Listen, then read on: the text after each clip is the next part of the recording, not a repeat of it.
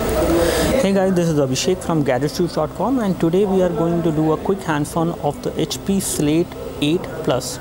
This is a device which has not been announced as of now in India. It is not yet available in India, but it will come within some time. I guess within the next 2 months it should come. We are not aware about the pricing as of now, and even we are not aware about the specs. So we are going to give you a kind of a preview. It is not a review, it is just a preview of the device which we are going to give you. And this is a prototype device, so it is not the final device. The final device will be slightly different, can be slightly different in terms of the specs, but in terms of the look and feel it will remain like this. So we have the HP Slate 8 Plus, and this is the new device which we have. This is how it looks like as far as the hardware configuration is concerned.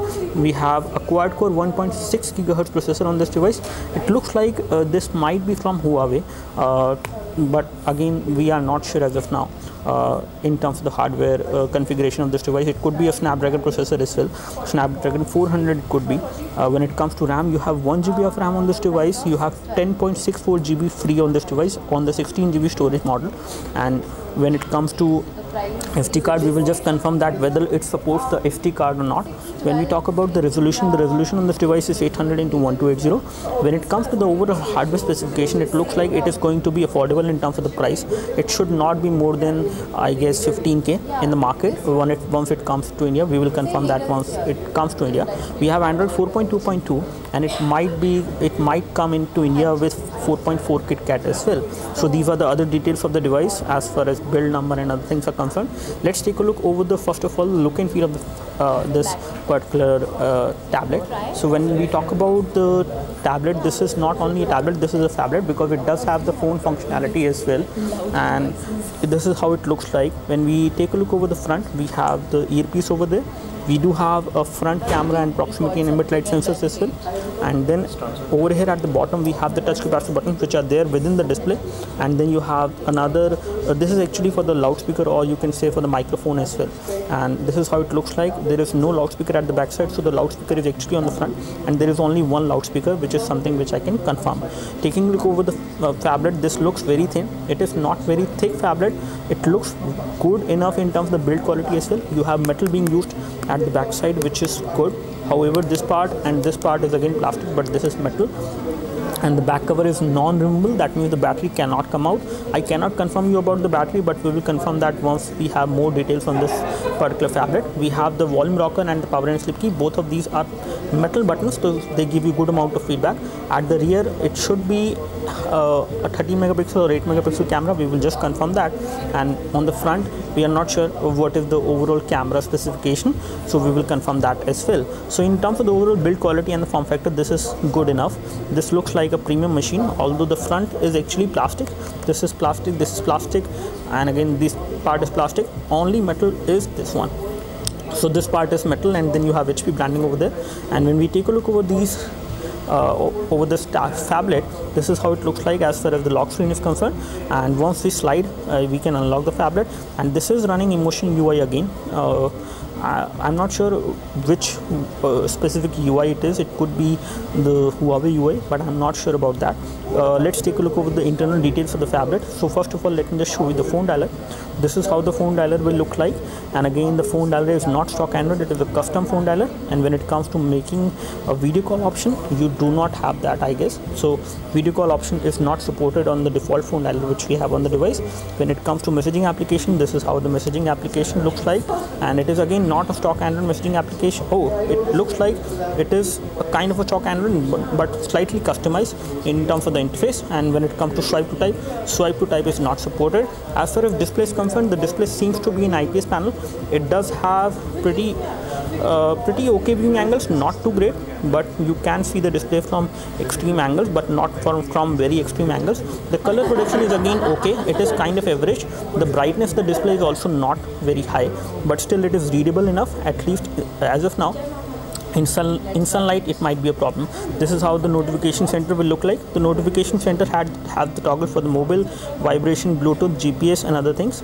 And you do have automatic brightness also supported on this device. So let's take a look over the settings first of all. And once we take a look over the settings, we have already shown you the About tablet. Let's take a look over the storage scenario as of now on this device. So let's take a look over the storage. Where is the storage? Okay, here we have the storage, and on the storage front you have approximately 10.64 GB available on this device by default. And when it comes to SD card slot, you do have that supported, so SD card slot should be there, I guess. And I think the SD card slot can be accessed by removing this part. So you can remove this and then you can insert an SD card over. Okay, you can insert a SIM card over here, and you can insert an SD card over here. A micro SD memory card can be inserted over here, so which is a good thing. However, the back cover is non-removable, so you cannot remove the battery, but you can again insert the SD card into this device, which we already showed you. So in terms of the kind of material which has been used, especially on the upper part of the tablet over here where you can insert the SD card, it is not a very thick quality plastic. It is kind of a thin quality plastic which they have used, and as of now in the prototype model it is slightly difficult to actually put this thing inside because you have some locks over there. Okay, so now it is there and a proper fit, not a proper fit, but again I will fix that later. So taking a look over the phablet again, this is how it looks like. The UI is quite simple, however it does not have the app drawer. So app drawer is missing, and these are the application which you will get pre-installed. You have some themes as well, which is something which will change the look and feel of the phablet as per your preference, so you can do that. And looks like it is again Emotion UI. I'm not sure about it, but looks like it is Emotion UI. When it comes to the battery specification, here we have the battery information. Again, not specific settings. You do have the option of checking the battery as far as which application is using battery more and which one is using less battery. And when it comes to apps, let me just show you the RAM scenario. Again, this device is not the final device, so things might change a little as far as UI is concerned, or as far as you can say the software is concerned, but the overall physical design will remain the same. So the current RAM which is free on this device out of 1 GB is 281 MB of RAM is free. However, 607 MB of RAM is being used, which is the current scenario. And I can show you the location access settings as well. So you do have support for GPS navigation as well supported on this device. You can use this device for GPS navigation, and when it comes to portable Wi-Fi hotspot option, you do have that as well supported. This is going to be an affordable phablet, I guess, in terms of the price, and we will definitely let you know once it comes to India. It looks like a decent phablet. The kind of UI it is running is also quite fluid, not very fast, but it is not lagging, or it is not showing any lag as of now. You do have some motion related features also supported, so flip to mute, pick up and raise to your ear to answer the calls, all this is supported. You do have a suspend button which you can enable, and you will have this kind of a button on the home screen with which you can control the phablet. You do have touch capacitive keys over there on the display front, so again it will decrease the resolution, which is 800 into 1280, so the effective resolution will be lesser, and we are not sure about the exact processor on this device, but we will confirm that as well later on. So all in all, this looks like a decent phablet.